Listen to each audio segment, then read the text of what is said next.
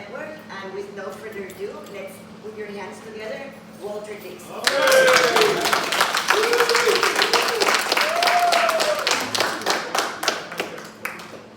Well, the air conditioning is free today, but they may want a surcharge. I don't know. But I want to thank Roberta Blunt for allowing us to be here today. We know there's another event that's important that some of the kids got to go to. We can still stay around. But when I listen to Chair Owens, I'm not going to use the word deputy mayor, just personal friend, Sharon Owens, maximizing the moment. And I really start thinking about the Democratic Party. For a lot of us, we're not inside the Democratic Party, but here's what I know. We, you eat, all right.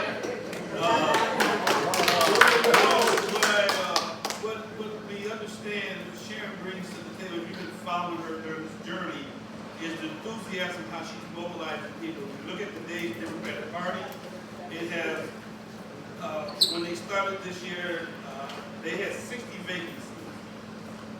And you bring in 60 people that don't have a relationship with the party, that's why we outperformed them in the petition drive.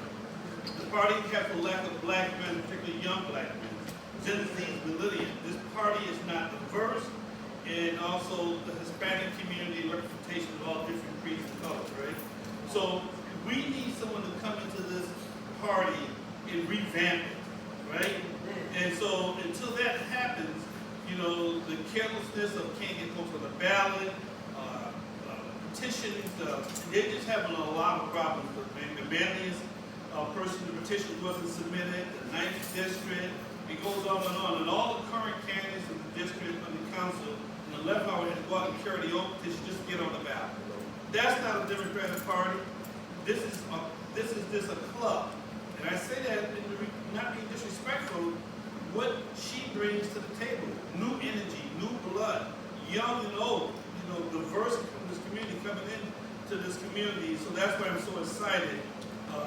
And this journey been a long time, because this is something that Sharon knew she wasn't going to do a long time ago. But you know, God had a different purpose for her. We want to make sure at the end of the day we get her elected. These next 27 days, he keeps days and hours, but it's ours to win. And if we do, and Dustin and I, the Democratic Board of Election Chair, we did a podcast with George Patrick's show. And you look at the county of Syracuse, the county of Syracuse during the presidential primary, general election. In other counties, you had 70 to 80+% of people voting. Syracuse was 53%. Inner city was around 11%. We're not voting. It doesn't make sense. We have all these people of color in office, and somehow we're not talking to the people. And I listened to Sharon today talking about how she's out here talking to the people, and also having some proposals. And one thing when Mayor Ben ran, he had a business plan. He didn't run on concepts. He had a plan, and they executed that plan. No one's perfect, but there was a plan, and she's building off of the plan. She's like Steve Kerr now. You know, Mark Jackson built the team up. Steve Kerr comes in and carries to the finish. That's what we're going to see. That's what we'll see happening. That just came to me. That's nice. All right, then. Okay. And so as we do this today, the Alliance Network, I want to bring Sharon Owens up here. We are proud to endorse you. And come up here and do your thing. And then we're going to ask Hannah second to come up because she has to go to the same event. Deputy Mayor, come on up.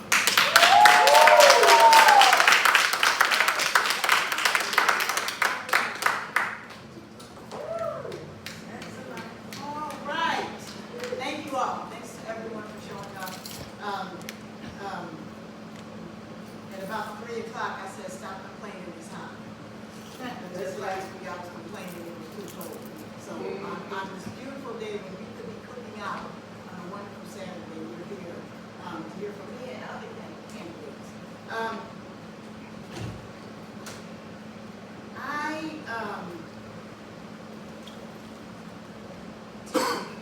What I'm doing very seriously. So seriously that for about 18 months I taught myself in and out of life. Really need to think about my family, really need to think about myself a little bit. But it was a calling that I could not turn away. And so, many of you were on Fayette Street when we declared the campus. And at that time, I am an absolute, I've been a Democrat my entire life. From the moment my mother drove me to the voting place and said, you're going to register to vote, voting is how you contribute to our democracy, I have been a registered Democrat. But I'm an independent thinker. So I line myself up with people that I see in them, I see in their body of work, I see in their passion what they want to bring to the city of Syracuse. So whether they're endorsed by the party or not, if we align together, I support you. And that's what we really have built this coalition around what Walt has been talking about. My campaign is maximizing moment. There's no secret that we are in a moment in Syracuse. And I talk about this, I tell this story, many people say she says this every time she talks, because I don't want anybody to forget. In the 90s, when our factories started shutting down, GE, Miller Brewery, Carrier Corporation, New Process Gear, all of those factories started shutting down. When I came off of the Hill, I went to school at SU from 81 to 85, and then stayed here after doing an internship at the Dunbar Center for James Bates, and decided to make Syracuse my home. Even though I had an economics degree and thought I knew I was going to Wall Street, because that's what you do with a finance degree, that was not my path. And when I decided to stay here, all of my friends, parents, worked in those factories. And they were able to go to college because they earned a wage that allowed them to send their kids to college. All of that went away. And there was no strategy or no plan for that transition. We moved into the computer age, and people who had skills in those factories were not trained for that transition in our economy. Now we're in a new phase of economy. Light tech, manufacturing is happening through Micron. What is going on with 81? I can't wait to see what our community looks like when that light comes out. I'm waiting for that day. Just to stand out here, just look to see what it looks like. Because I don't know what it looked like before it was built.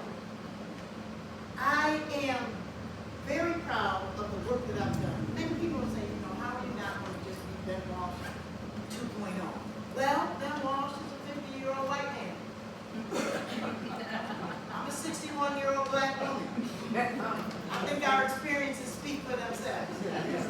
But I do believe and know that we have the same principles, the same desire for the city, and that's why we did well together. But I am not Ben Walsh 2.0, I'm Sharon Owens 1.0.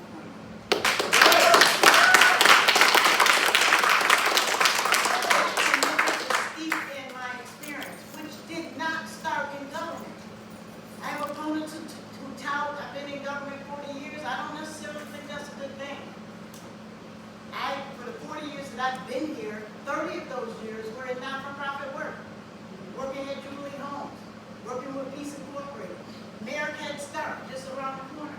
Working there, working with families. Working at the Dunbar Center, at home headquarters, helping first-time buyers. Understanding. And it really hit me full circle for my career when I was working with young people, young moms and their kids at Head Start, and saying to them, you are the future for your children. You got to go back to school. You got to work on your own skill sets. You got to really position you to be able to get a job and work. My sharing stories, Corey Howard was one of those schools, right? And then I'm at home headquarters, and these young women are walking in home headquarters saying, I'm ready to buy my first house. The depressing part was that the kids were going to college and told me how old I was. But full circle, I knew the impact. Sometimes you don't see the seed of your work manifesting at the time that you're doing it, but it absolutely will show itself true, and it will bear fruit, and you'll see that fruit in the people that you work with. And I see that every day in the individuals that I continue to work with at the city. After being at home headquarters, Mayor Minor said, Sharon, I want you to come on board on my team. So I was working on the housing side, and my counterpart on the business side was Ben Walsh. And that's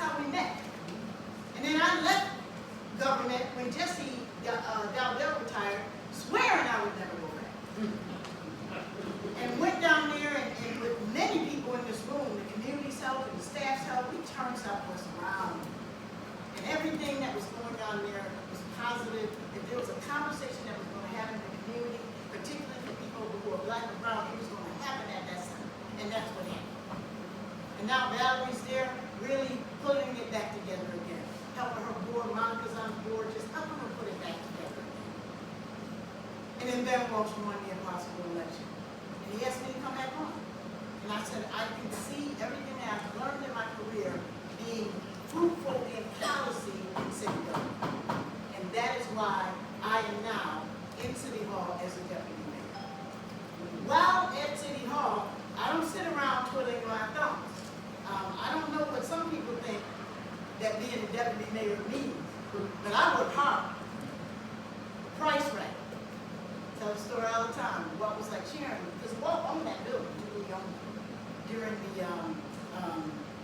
creek, when the Save the Rain, before the Save the Rain, and we had mitigation money.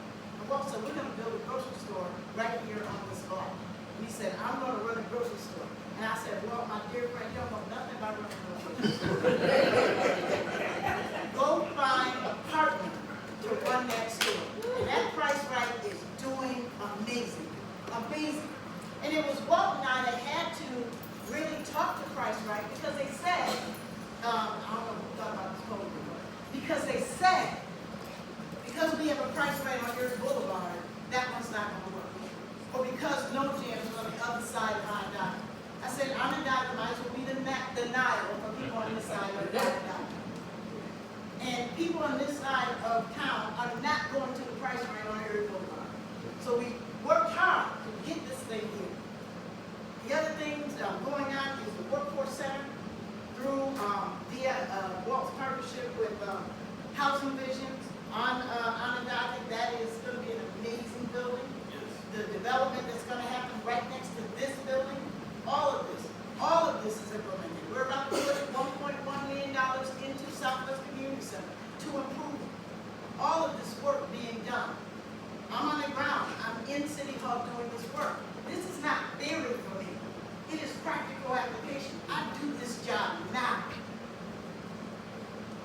I also, when the murder of George Floyd, I was talking to Tim Canals from the Syracuse.com, and he was interviewing me. He said, Sharon, the mayor did you all the hard stuff. And I said, I'm glad you recognize that. Housing, code enforcement, police reform, all of it. Fire department, as deputy mayor, my oversight is the fire department, the police department, housing, which includes code enforcement, permitting for businesses. I think I got my hands full. But that impact is important because that's why I'm saying that we need to maximize this moment and move forward. Mo said the other day, we're on a trajectory for progress. But that progress means nothing if people do not feel it in their purses and their wallets.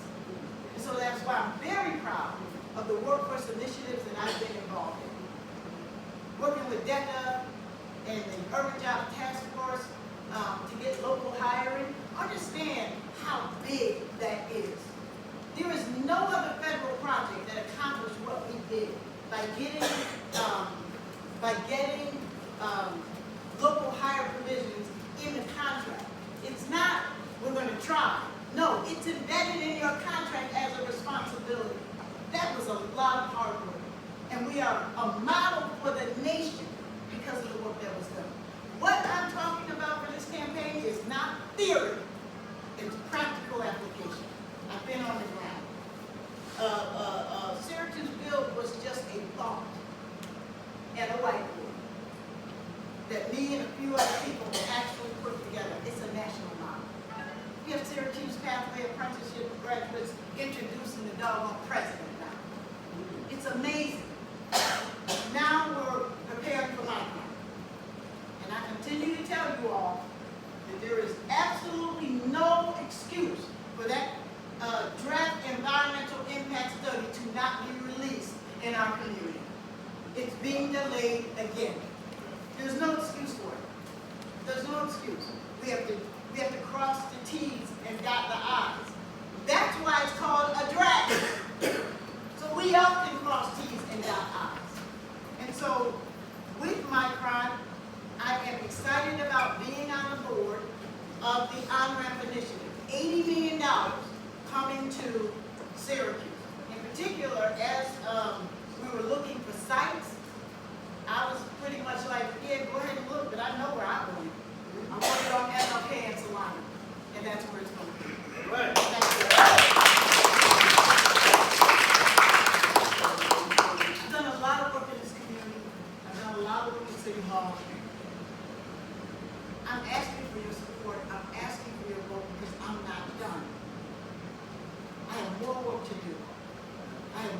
initiatives to bring forth.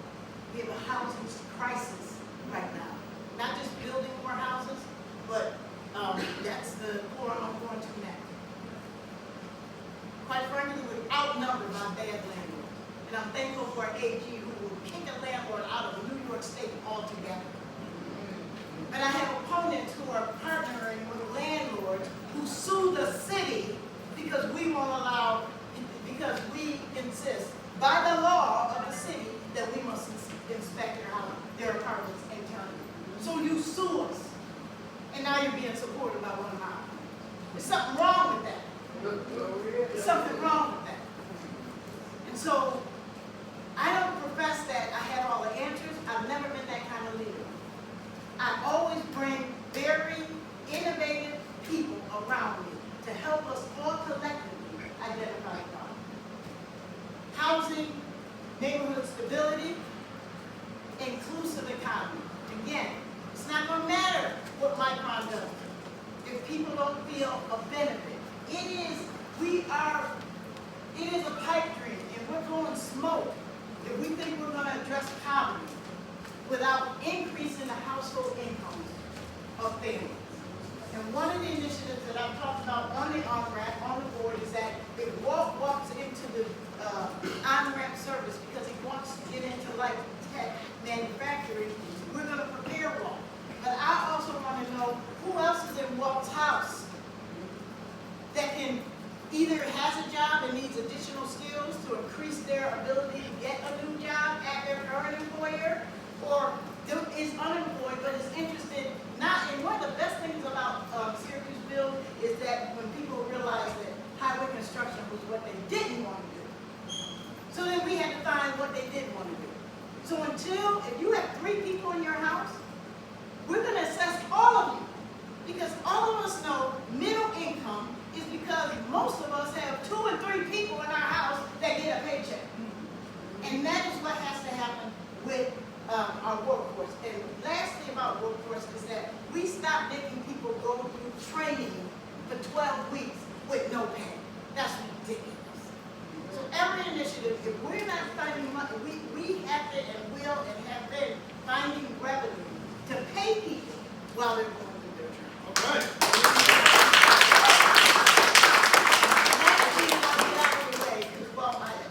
Hannah and I have to go to this other event.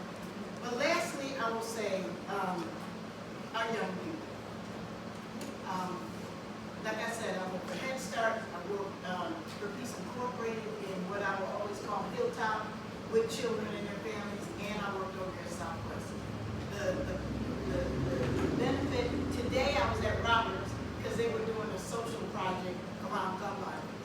So I went probably a month ago and met with them about gun violence and hearing from them about gun violence and what we do about gun violence. And today they had a march rally with a bullhorn and everything, walking through Strathmore. It was amazing. It was amazing.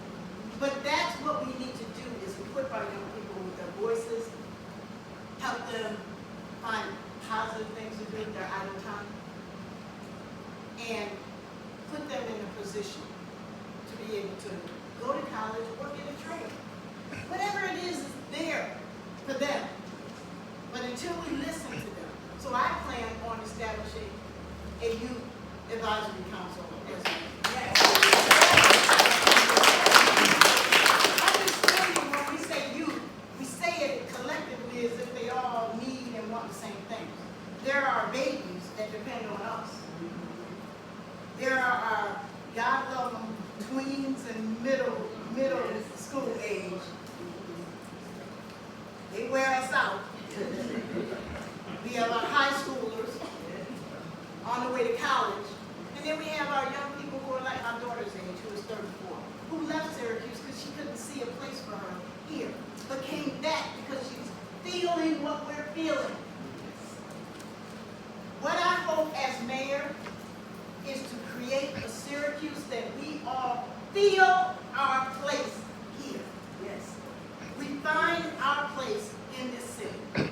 Who we are collectively as Syracuse makes up Syracuse. No one neighborhood is better than any other neighborhood. And we all collectively working together.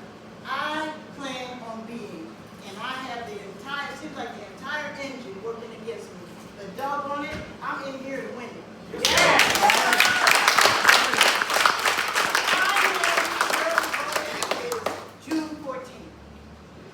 primary date is June 24th.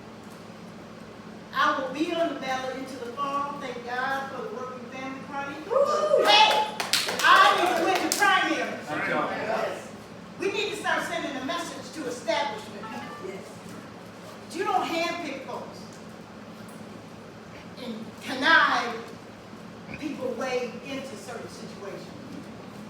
And people ask me, why are you even seeking the Democratic nomination? I said, because I want them to tell you no. And that's what they did. So I said, I'm an athlete. That's all you have to do for me. Yes. I'm ready to go. I thank you for listening to me. Thank you for being here. Thank you all.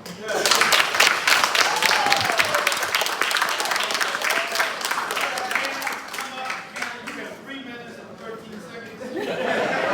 But as she's coming up, We need you, Hannah, don't talk. I'm hard on Hannah. She is intellectually, she's got that in. And we need a little bit of that council, the mayor, deputy mayor, and Twiggy, she's on the school board. But folks don't know Hannah, so we're challenging two incumbents. All you need to know, that's her dad, right there. And her dad, you know, got the credit in here. And when Carl McCall was the state controller, and I said, we don't have a bank in our community. And Carl, I guess there's some state organization, the unions, they reached out to him. He came here, Jesse Didell. We only had, I was on the board at the time, we only had a closet. We said, we're gonna work this closet, you know, we're gonna work this space. And look what has come. And this brother, I call my brother, what he has done in Syracuse, east side, north side, the south side, she's got good genes and she knows what she gotta do. Come on, man.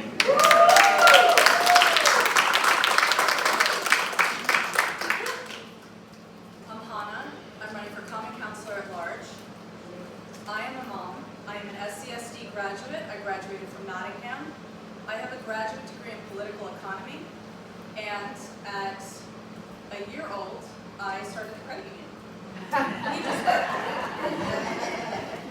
For a number of years, my favorite chicken wings were down the street at the Jerk Hut. They were too good to be healthy, so I don't know what happened to that recipe, but I would like it if anyone has it. Okay. I worked in the South Side Closet at the Cooperative Federal on several summers in between college and graduate school. I've worked on the North Side locations as well. I came back to Syracuse as part of that gap generation that Sharon was talking about. I was 25, I just graduated from my grad degree, and I was starting to write a thesis about international development and realized that I had no basis for telling anybody, I did not have the chutzpah to tell anybody else what to do with their community around the world when my own Rust Belt community here needed me. And I came back and I worked at CNY Works in Green Workforce Development for 5 years. And during that time, we had $3.7 million plus an additional, $1.5 million that we put into training MWBE contractors, HVAC contractors in how to solarize New York State. And that is the direction we need to go. We need electrification. I live in a 100-year-old house. Here lives in it, yeah, right? It's not just the heating, right? It's the cooling. We have a 95-degree day outside, and none of us have air conditioning. The city doesn't have air conditioning. It is a human health issue. It's also a health issue because we have so much traffic coming through our neighborhoods. Not going into our neighborhoods, mind you, coming through them. Where our kids are walking and we are biking, and we are all breathing in VOCs and NOx, and it is not good for us. You know what else isn't good for? It isn't good for our businesses. We need walkable, strollable streets. We need the ability to have our beautiful neighborhoods be the hub locations, be the places that people park, not where they're going, but near enough to go to several stores, near enough to keep bookstores open and butcher shops open, near enough so that families can all locate together in beautiful, lead-safe neighborhoods. I have a really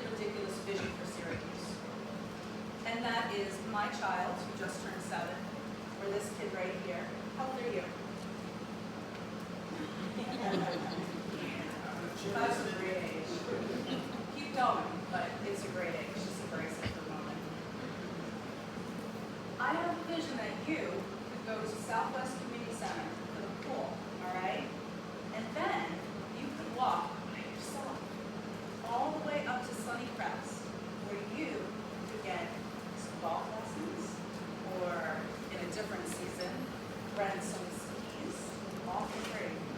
But the idea that you can go by yourself from here all the way up to there, with no adult, without the fear of guns or cars, that is the kind of city that I want to build. I want to build a city that is vibrant, that is growing, that doesn't leave this gap generation behind, that finds spots for all of our incredibly excellent SCSE graduates. Did I miss anything? Let me see. Reinvestment. Oh, yeah. We have a completely broken revenue model for the city. I am a total nerd. I have PowerPoint parties for fun. You guys should come. It's great. 3 to 5 slides. You don't have to do the whole thing. And if you don't do the slides, you can just soapbox like this. But what we explore with that is ideas and vision. What if we had more snow swales? Places where snow actually should accumulate, not just onto our sidewalks to be kicked back onto our roads, to be kicked back onto our sidewalks. What if we had a more functional, fill in the blank, anybody? A more functional what? Sewer system. Well, that was a good one. We got dinged by the county a bunch of times on that one, right? It's still going to combined sewer overflows. We have Micron potentially moving into our neighborhood, and we do not have the solid waste capacity for what they will generate. We don't landfill this community. We burn our trash in an incinerator. It's actually a very clean method of disposal. We basically need an entire other furnace in order to accommodate more trash. We got to talk about that now because it takes about 10 years to build. The things that I want to see happen are things we must build strategically. In order to do that, we need more money. We can do more with more, right? If we don't have enough tax revenue, we need to get more. But you know what? We are funding city services off of federal dollars and the 47% of taxpayers who pay into the system. The math doesn't matter. We don't need to raise taxes, sorry. We don't need to raise taxes. But what we need to do is find ways for our eds and meds, our big industry, to equitably and fairly pay into systems that they benefit by. All right. It's not fair, and not only that, it's not economically sustainable. It's not on us. But we have to be strategic about it. We have to say, what we want in the future is this vision where we can go swimming and then skiing, where we can have beautiful, beautiful sidewalks, beautiful gardens, beautiful businesses that are maintained by tax-paying properties and large-scale nonprofits who serve our community and do it very well. But they must provide for city services that benefit all of us. Yes. So I'm running for common councilor at large. I'm Hannah. It's a 4-person race. You can vote for 2 of us. If you want to, you could vote for 1 of us. I'm here for strategy, and I'm here for you. Thank you very much. All right. We gotta get her in. We gotta get a different mindset on that board. It really becomes the thing we need to think. Twiggy, come on up here, Twiggy. Little man, Twiggy. But what Sharon was talking about earlier about a party's rate, you know, when she first ran the first time we got to run, she lost by 47 votes, I believe. 32 was it? She lost. Second time she ran, she didn't get the nomination. She won in the primary. She's an incumbent, and the Democratic Party turned on her to put somebody else in that had a relationship with the past STA president. And she's a petition signing beast. What happened in our community, and I equate her to, for those who know, Margie White was a legend in this town fighting against the party, did justice, she cared about these children, but we stuck together. I'm saying today, that school board, those who know right, as Eli said today, now we're going to quote Eli about the big, beautiful bill. You know you vote for that bill, you know it was wrong. When you're not supporting her on that school board, you know you're wrong. But what you're doing is hurting the kid. You're not hurting her. Right. And we got to get a mindset, and we got to participate on that school board moving forward, hold people accountable. So, we'll keep talking. Someone has a black Cadillac Escalade, it's not me. The parking lot of the church, they have to move it. Okay. I ain't got no black Escalade. That's my mission. Must be a preacher. Okay, so the saying is Twiggy, we got to get her back in. Everything's lining up. And then she's going to invite the other candidates that she wanted to endorse them. And I said, whatever you want to do, we're going to do it. One is family, so we know we love you. So you do what you do, we can invite the other two candidates come up. Come upstairs. Upstairs. Yeah? And you do your thing, you guys, okay? Give them all a big hand.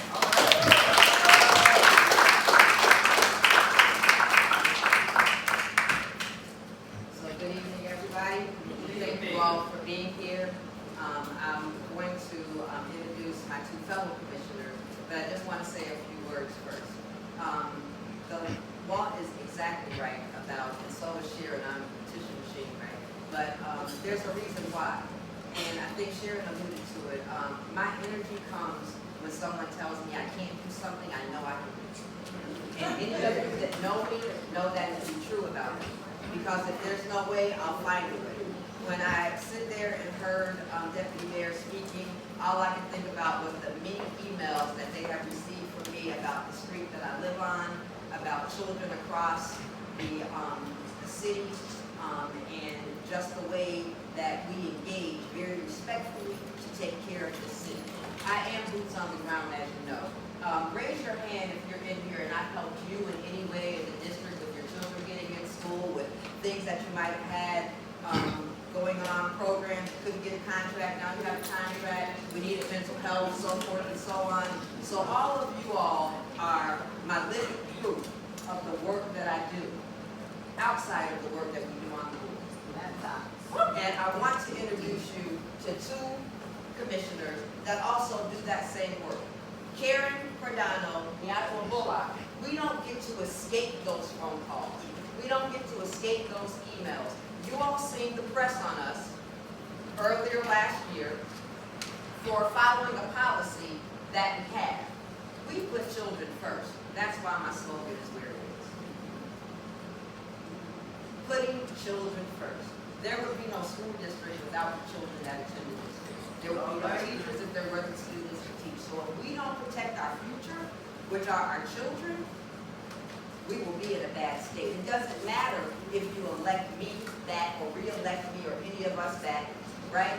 If we don't start forging out, as Deputy Mayor has said, and Hannah has said, investment in the city that affects our youth becoming leaders of tomorrow, then we fail. That's right. You see, I refuse to fail because this year, Corcoran sent a person to the moon. Right. That looked like me to the moon, that was able to come back and pay it forward and pour into kids that never get that. Never get the good things that happen in Syracuse. Last year, these two strong women, along with our other board members, we decided that enough was enough from Section 3.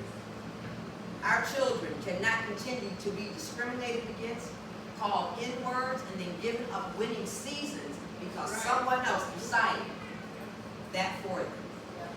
So combined, the whole board said, we wholeheartedly support our student athletes, and we follow suit by doing a lawsuit, which we won.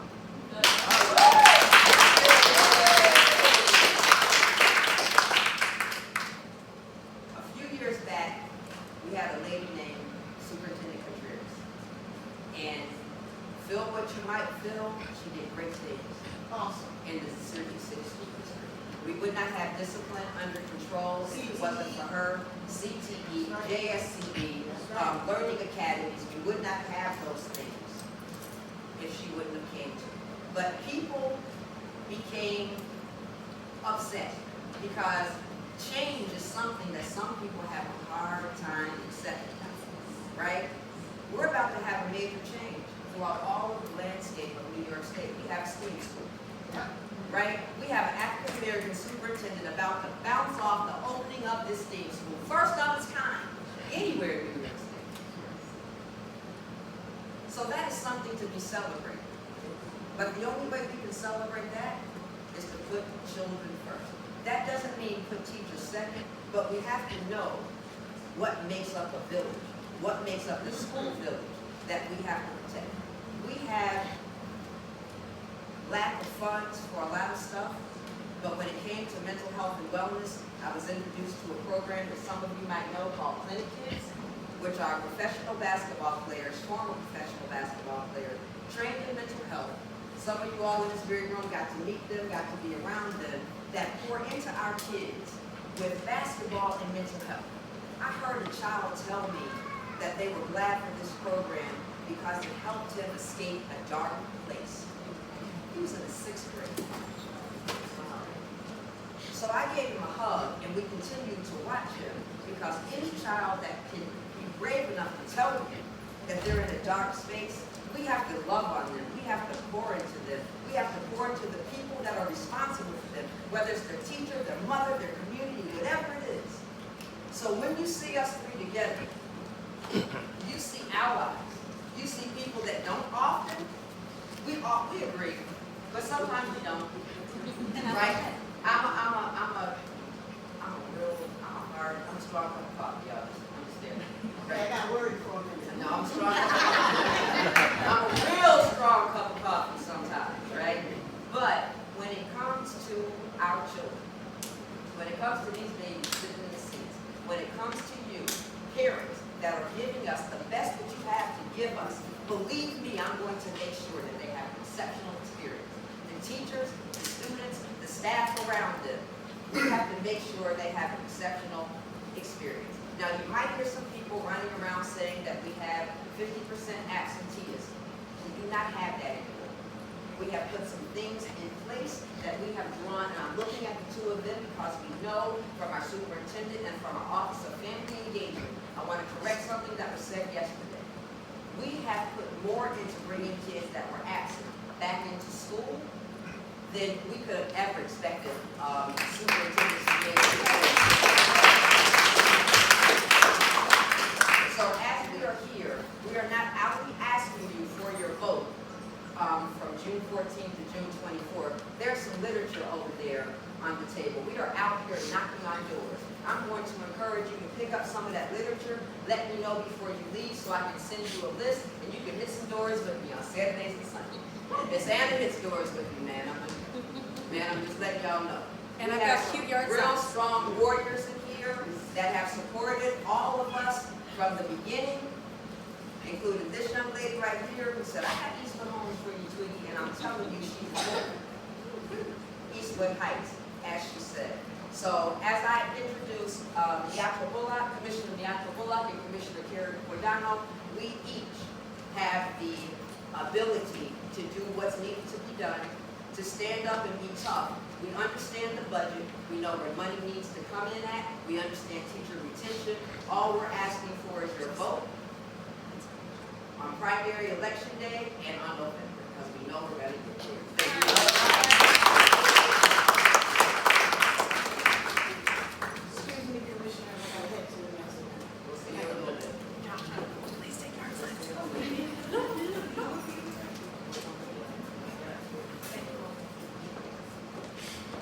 Very briefly, my name is Karen Cordano, and I moved to Syracuse 16 years ago when I was 9 months pregnant with my eldest. And my husband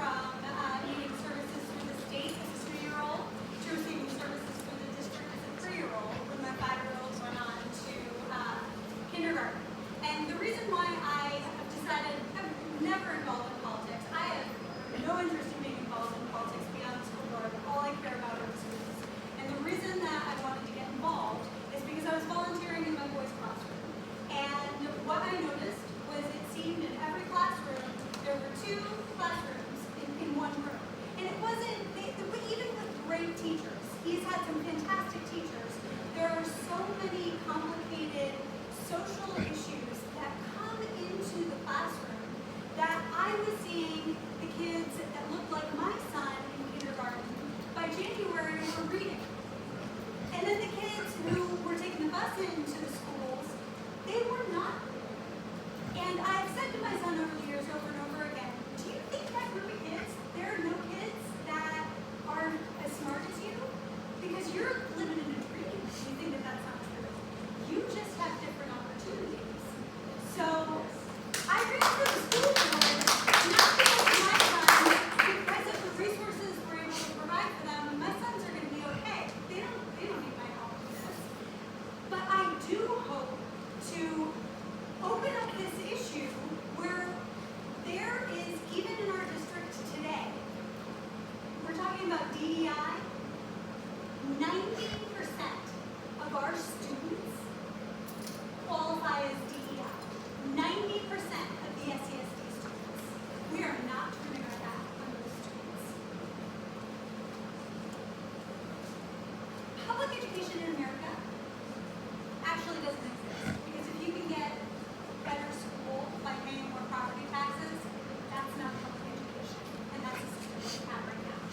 But for urban districts with high needs, it is the expectation that the school district is going to fix these kids' lives. In Baldwinsville, in Fayetteville, in Manlius, is the expectation that the school districts are going to fix the kids' lives? No, they're going to educate the kids. But what we're expected to do, what our teachers are expected to do, is to be social workers, be case workers, be therapists, and then maybe they'll get to the business of teaching. We need help from the city, from the county, from the state. I'm not going to talk about federal government right now. And from community partners, because what is expected of the SESD, if you think about it, is ridiculous. We can't get to the business of educating our kids because their needs are so high. And that is my primary focus. The kids of Syracuse are fantastic, wonderful children that deserve every opportunity that every other child in America gets. And that's Hello everyone, I'm Neosco Bullock. I want to thank Twiggy, Walt, and the Alliance Network for the endorsement. Walt is always a phone call away, Twiggy, phone call or text message away. They really helped me in the last couple of years being on the board of education. So just a little background about me. I graduated from Nottingham. I'm a lifelong resident of Syracuse, South Side. I lived in the same house 31 years. I love my community. Before I got on the board of education, I worked at the SCSD as a teacher assistant, and that was one of my reasons why I wanted to run. I didn't really want to be an educator, but I knew I wanted to fix some of the things that I was seeing inside of the district. I also worked changing laws, so some of the laws that you might see on TV is the Prince-Lake laws, helping folks who've been incarcerated. After they finish their parole sentence or probation sentence, they're able to get their felonies and stuff civil. Because that's one of the issues that it comes back to us at the district level. We have parents who are unable to provide for their kids because they can't get, a good qualifying job. So I did that for 3 years, passed some laws, worked back and forth with our legislators locally in Albany, New York City, all around. I also worked as a community ambassador, working with tenants, code enforcement, and landlords, trying to make sure that their living arrangements was good. That was another important thing, having, kids in homes that weren't healthy homes and, come to school every day with those problems. Also, I am a landlord in Syracuse. I actually have a woman's shelter where I let women who, time is time. So I have a women's house and they're able to come and live there for a small amount of money. Just because times is hard.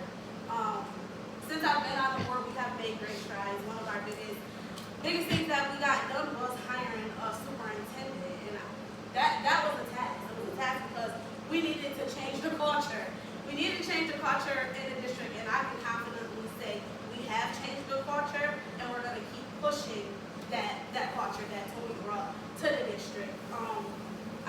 definitely were able to put a superintendent that was open-minded. He had been at the district, so he knew the issues that we were having. He definitely listened and he let us, put the things that we want to see. We're able to talk with him to start implementing. We're able to expand our CTE programs. We're able to bring our CEOs inside of the district, and we're still looking to, expand, especially mental health and things of that nature. We're able to, find out how to help our kids that are a part of things, and we're still, got great strides, but we are definitely going in the right direction. So I do want to thank everyone for the endorsement, and we're out here, we're fighting, we're grinding, and if you hear that we're problematic, you just ask some questions trying to figure out. We're good trouble. We're good trouble.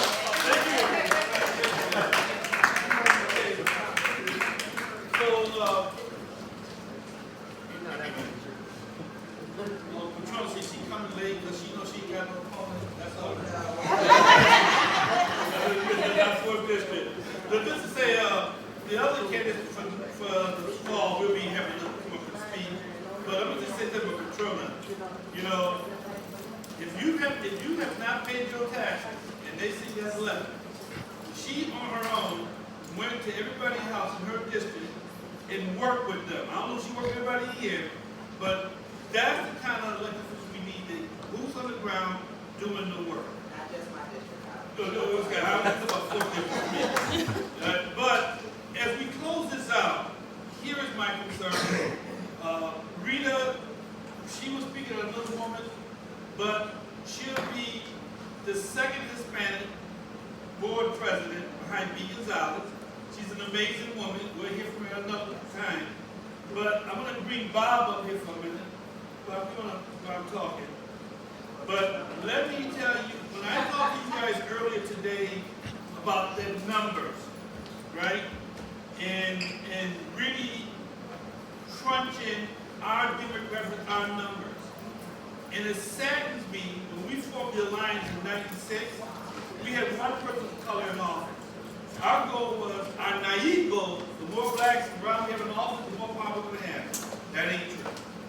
If you don't use it right and collaborate, and that's why we need sharing all this up to really bring things the right way.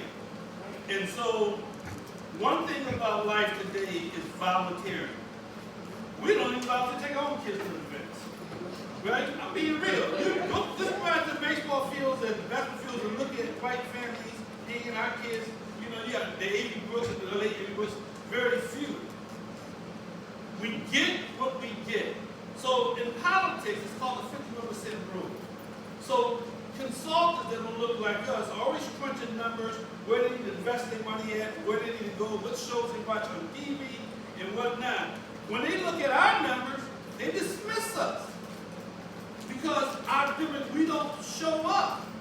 So in this campaign, we're making we're doing the 51%, but we're also being intentional here that we know we got to do this work that got to be done in our demographics because it's not getting done.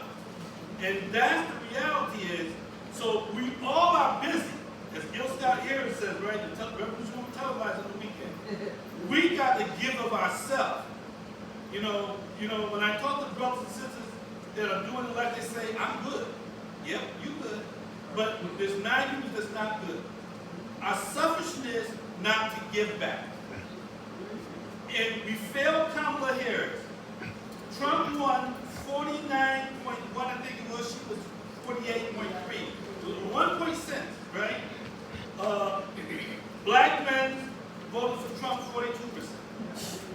3 out of 10 brothers under 35 voted for Trump. Right? We don't understand why. That's why I said early on, with the parties failing here, it has a broken system. And we got to figure out how to unify this system, bring in the cross-section we're talking about today. This is what sharing can do. Can you imagine sharing, talking to, we've not had power or influence in corporations in Syracuse since Leon Modeste used had an urban league. When we came out of college, you went to urban league to get a job. I got my first job at Kemper. I was doing insurance. They let me stay too long. But I got a job. But you gotta have someone can talk to these corporations about reinvesting in our community, opening doors for the on-point folks that are coming through. We don't have systems of delivery today. Can you imagine, Sharon, talking to state leadership about opportunities that is a Hassan program, a Noble program, a somebody's program? How do we scale up? And one thing we gotta get out of our head, we all got a program. But how many kids in the school? Just somebody give me a number. How many kids in the school? 6,000. 26. 26,000. All right, so watch this. One program may got 50 kids, this program may got 70 kids, and we fight each other, or we try to outdo each other. We ain't scaling up. We got to scale this up. And what I heard you guys saying, Tony has brought in more. There was a time we couldn't, as organizations, get into that thing, excuse that door. Right? Right? And the doors are starting to open. It ain't wide open, but it's cracking. But if we sit down together and to talk about solution-driven versus doing housewide BS politics, being naive, short-sighted, you know. And I remember on the north side, when the Destiny and all that came out, my stepfather Carl Howley worked with a union that had mob influence. The mob was all over the north side. There was not just one faction, there was many factions that gains today. But they all came together through Tom Young to make sure how they reinvest in these communities. They created 40 below.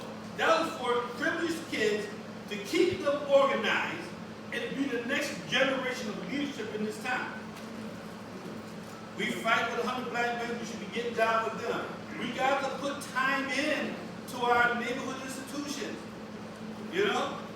And so, God works. I don't talk about God in this content, but I'm feeling a call here. This man, right?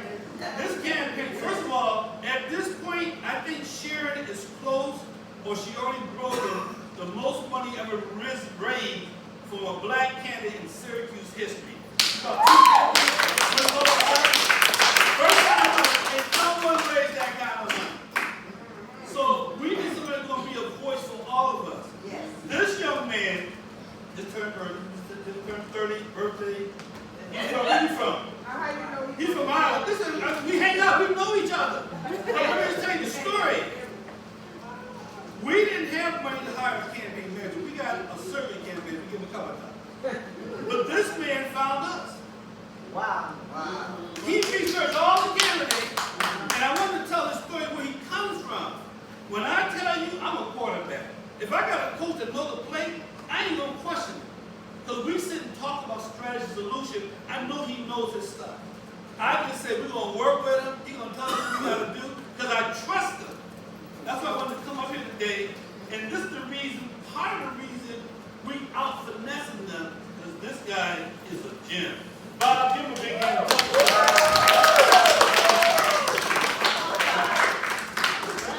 don't think I know many of you in here yet. My name's Bob Leonard. I was born in Iowa. I'm not from Syracuse. I was raised on corn, Bush Light, and grassroots politics. I knocked on my first door for John Kerry when I was 9 years old. Over 2 decades later, I'm still knocking on doors. I've been a part of every major presidential campaign, congressional campaign, Iowa, Colorado, Tennessee. These are the states that people look to. These are the states that you see the best sort of political savants going to. Those are the people I work with, the people I work under, the people I learn from. I went to college, I studied political psychology. I went to graduate school where I studied global economics and social movements. I had the opportunity to go to the University of Tennessee, which, even though despite being the last state to join the union and the first state to leave, and one of the last states to desegregate,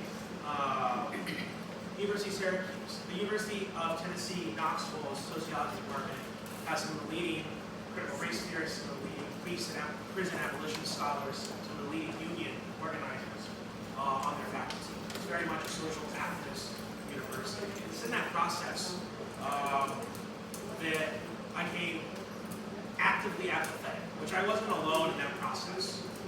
Studying sort of the most radical edges of the social movements and seeing the ultimate lack of progress made in society, and I got burned out.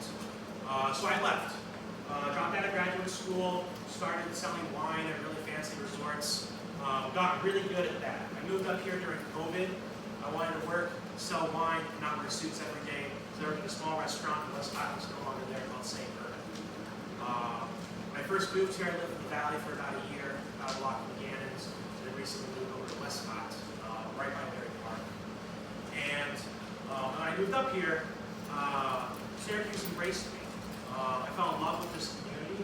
I got asked a lot of questions about if you've never been here before, why in the world are you here?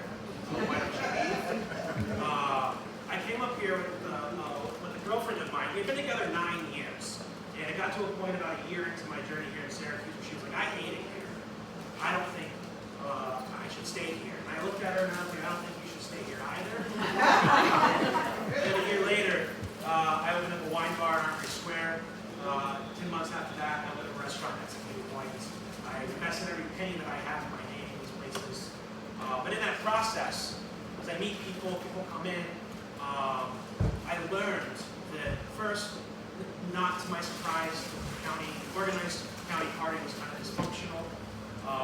But then in the pockets and the cracks, real change was happening. There was energy. I started to get more invested that as somebody who's opened up businesses, there's so much the city of Syracuse can do to make people's lived experiences better. I have people come into my bar all the time, and they're so frustrated about so many things, both big and small. And I was like, you know what, I gotta do something about this. So I sold both my businesses. I was like, I'm gonna get back into politics. And I walked into Sharon Owen's office, and I was like, I don't have a job, but I don't really need one for a few months. So here's what I can do for you, and hopefully we can do something great together. And ever since then, to kind of, in summary, what I see my role here is, I'm going to stay in Syracuse probably until I die. I'm okay with that.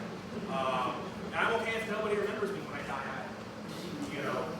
My goal here is to really create and maximize this moment by creating an organic, organizing movement. What that means is that over time, each one of you who are already here, we all have that kind of burning, that fire inside of us. My goal is to just dump a bunch of gasoline on it. And for you to go out, for you to inspire people in your community, on your blocks, that are then going to go inspire other people. When we look back on primary day in November, on re-election day, 10, 15 years from now, it's not going to be who created all this change. It's going to be, we did this together. Let the chest blow! And I think that's the most important thing to do here, is to help generate this kind of energy where we each kind of buy in, we each believe in what we're trying to accomplish together. And there's a few things to do that. I don't come without hard asks. I'm all about hard asks. The hard ask is there's a sign-up sheet over there. Put your name on it and your number and your email. I'm going to reach out to you within 24 hours. This is crunch time. It's knocking on doors. It's making phone calls. It's doing literature drops. I'm going to call you. I'm going to ask you a series of questions. We have group campuses every Saturday and Sunday. We meet in certain parts of the city that are key to this campaign, driven by data and analysis. And we go out and we knock on doors for a few hours together. If you don't have time to do that or commitment to do that, you can just tell me I want to knock doors on my block. Give me your address, I'll tell you which doors on your block to knock on. Which phone calls, which houses to call. If you're like, I want to make phone calls, I'll get you a list, and we'll make sure that we're getting in position to talk to the right people that are going to have the biggest impact on this race. If you want a yard sign, you give me your address, we'll have a yard sign up in 24 hours. You don't have to do anything, we'll put it in your yard for you. For any of these candidates, that paper, name, number, contact information. Even if you've already signed up on the volunteer portal for Sharon Owens or anything like that, sign up on that paper today in order to get you in the fold tomorrow. Because this doesn't happen without everyone being in, everyone having a buy-in, everyone caring, and everyone doing a little bit of work. And many hands make light work. So please, don't do this for me. Do this for Sharon. Do this for Karen. Do this, for all of our beautiful candidates that are running to make the city a better place. Do it for the future of Syracuse. Last thing, You gave me Tony. I give you this. I'm going to talk, man. just released the transcript for the last debate, and they asked everyone what the defining moment of Syracuse was in their opinion. And, you know, honestly, probably the biggest competitor to Sharon was Pat Hogan, bless his heart, said, I was the machine age. I quote you not. It was coming out of the machine age post-World War II. That was the best moment in the history of this community. We are on the precipice of not an old, archaic, machine age industrial revolution. We're on the precipice, falling off the slope into a different kind of machine age, driven by data, driven by technology. Syracuse is becoming a global hub for that. The best moment for this community is now. It's absolutely right now. And that's why Sharon's campaign slogan is hard to maximize the